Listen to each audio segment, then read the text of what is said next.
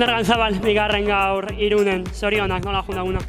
Mila esker, ikusian bezala, eguna nahiko aldrebesa izan da, zikeratik niko barik pare gara, arazo mekaniko bat izan dau da, azkenean aukerak apuro gutxitu jakuz, gero agina komendatea eta gero taldetxo bat inda, berriro elkartu gara, eta azkenean azken repetxoan hemen hola berrian, hirukote bat bildu gara, da holan edu gara metaraino, ezta?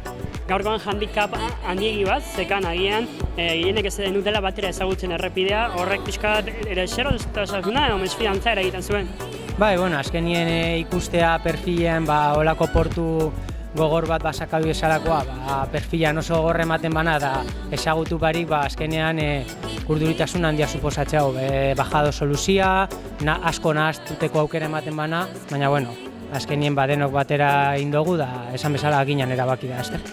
Sentsazio bikainak taldearenak berriz ere, atzo irabazi ostean.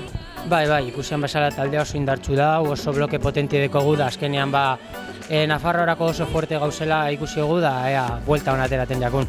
Zorionak. Mila esker.